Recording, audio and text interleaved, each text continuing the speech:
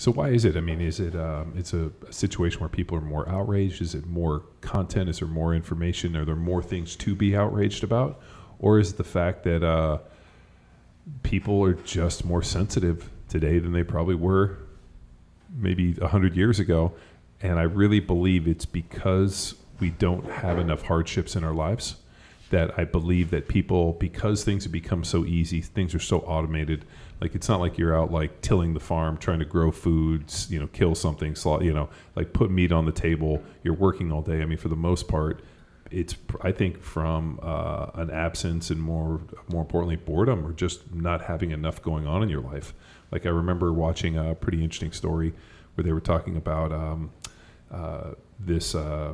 a group that built all these schools in Africa, and these girls had to get up at 3 a.m. because they had to walk 5 miles to get fresh water and come back, and then bring the water back, and then they had to walk like some god awful amount, like miles, to the bus stop. And as they're going to the bus stop, they got to navigate like wild animals, potentially people to kidnap them, and like their day just trying to not only get water and get to school was so packed with like the amount they had to do that, like, and then they had to get home. Like, there's not much to worry about. They have a lot more to worry about, more so than somebody's mean tweet on.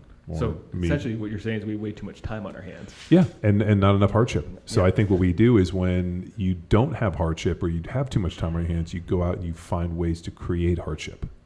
Well, it's not only hardship, it's a number of things to focus on. Family, maybe they're focused on developing relationships and communication within the family. So not only problems, but also positive things within their social network that allow them to work on communication or teamwork or play. So not only the negative, but also positives to focus on for personal development that keep you away from just finding negative things to bitch and moan about. Oh, because that's what the algorithms are trying to push your way, are all the negative things to incite a reaction, right? Yeah, but I mean, we were talking about energy on the last podcast. What I find is that if I allow myself to absorb too much of that negative energy, and there's too much of this like fucking craziness, it just fucks me up. And all of a sudden it doesn't allow me to be a good father or run a good business or do everything. I think if anything, it just puts people into these like a whirlpool almost, and they just can't get out of it, and they just get stuck in these loops. Mm-hmm. And I don't know if it's by design or that's just how it works, but like, you're almost better to like not turn on the news. I only really try to look at like my social media feed, or like, go through any of that stuff maybe once a day, just because it's like, it's so overwhelming that you could just get stuck. And I think a lot of times where people were locked down with COVID, where there was not a lot to do other than watch Netflix and hang out, and you were stuck at home, I think it became the norm for people, and people got more plugged in, and this became their access to the world and their entertainment. I talk about a perfect storm to just land-based people with useless information, right? Oh, yeah. Especially if you have an agenda behind it too. Yeah, I mean, yeah. Well, I think to your point too, it becomes a distraction. And then what we do is we utilize that as more of a way of becoming busy, right? Instead of actually being productive. So everybody, that's good, right? So everybody feels like they got no energy left by the end of the day. You can't be a good father, can't be a good husband, can't play your kids. You don't want to work out. Well, think about all the energy that you're wasting just mindlessly scrolling Instagram, and it's draining to you, extremely draining to you. Yeah, no. The call-out culture is a pretty interesting one. I mean, we were talking about fear, like why people are afraid to express maybe what their true feelings are. The call-out culture is kind of interesting in that it's like the idea of nobody is safe. And I think it's kind of valuable in some ways. I mean, we saw with the whole Me Too movement and Harvey Weinstein, where these very powerful individuals had done some awful things to people. And because of the weight that they carried within their circle, they were kind of untouchable. And, like all these stories where you would hear and you'd just be like, who are they talking about? More importantly, like, how come nothing ever happens? And then all of a sudden you get into this call-out culture where now all of a sudden they're calling people out in here, and now all of a sudden you have a guy like Harvey Weinstein behind bars because of that very deal. But what happens is everything that's good ends up getting weaponized into a bad way. Now all of a sudden you have a situation where it's very easy to start rallying different people in different ways for a call out culture. And I mean, the funny part is I don't ever remember this pre-social media. I don't know how you would have pulled this off social media, but like, hashtags trend on Twitter, and all of a sudden now like people start kind of globbing on, and then they dogpile, and things can get pretty nasty. And then we've also seen that evolve into cancel culture. Well, thinking about how this would happen, it'd be like an investigative report, and they'd have to send somebody in undercover and muckrake a little bit. If you remember, I'm trying to Good old remember. muckraking. Yeah, I'm trying to remember the book that called out the meat industry in the 30s, and created like the USDA. So there was good things that came of it back then. Well, I mean, but that was the Woodward and Bernstein. That was the investigative journalism. All the President's Men. That's a great point. Yeah, I mean that was the job of the media. I mean, the press and the media was the fourth branch of government. The idea that there was a watchdog there to make sure that everybody's honest. But unfortunately, that's not the case anymore. We have a situation where, It was Upton Sinclair's The Jungle. That was the book I was thinking of.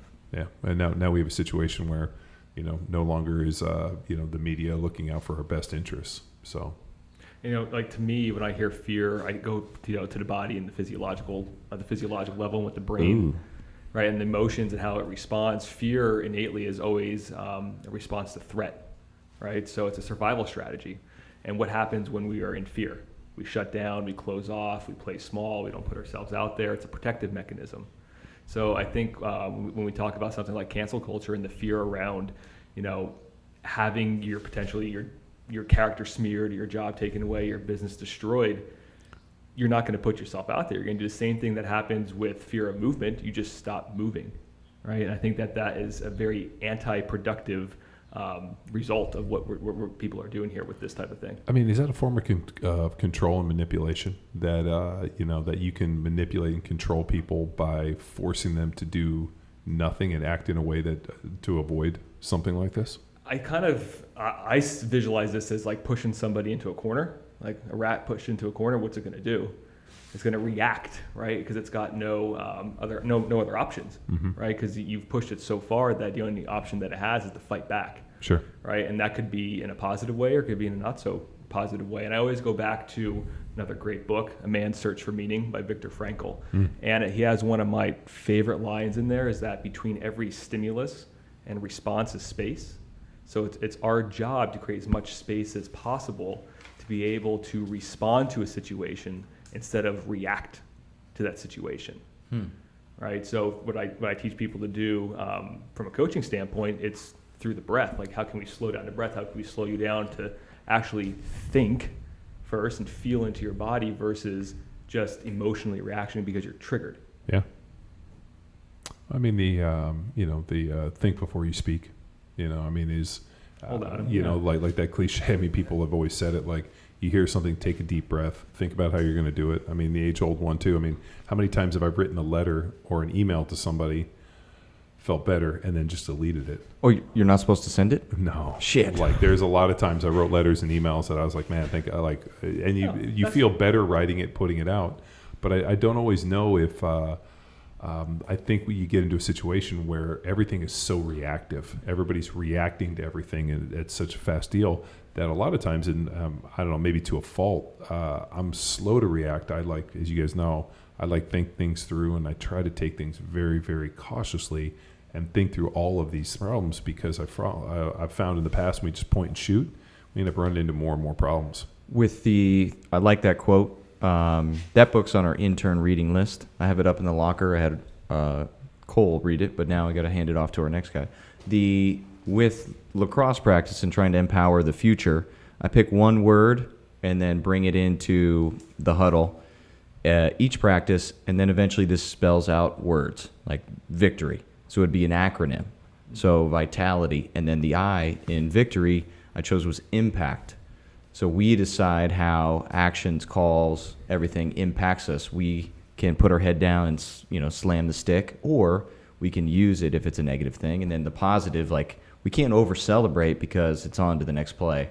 So I like that, leaving space. I'll go back to the book to then expand on that thought. But that was the I, the impact. You empowering the kids to then they decide how they react to good and bad things, and then I want to turn it into a force. But here's the problem is that the way the kids are reacting, being so volatile, is what they're seeing in their everyday. True. Everything is such this visceral, violent reaction.